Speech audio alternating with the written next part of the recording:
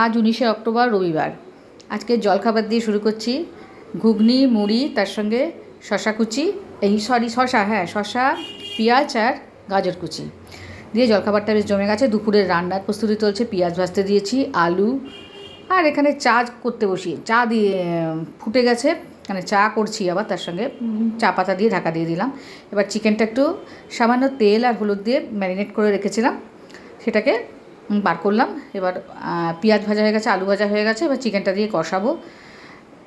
চিকেনটা দেখিয়ে দিলাম তোমাদের একটুখানি। তার সঙ্গে রান্না হয়েছে মাছের সর্ষে পোস্ত বাটা দিয়ে, আর ভাতটা কি গরম বাবা, দেখাতে পারলাম না ঠিকঠাক।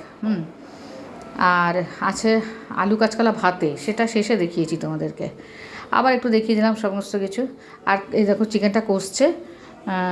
আমি চিকেনের ফাইনাল লুকটা দেখাইনি, ওই জন্য কষাটা একবার দেখিয়ে দিলাম। এ দেখো আলু কাঁচকলা ভাতে। দুপুরের খাওয়াটাও ভালোই।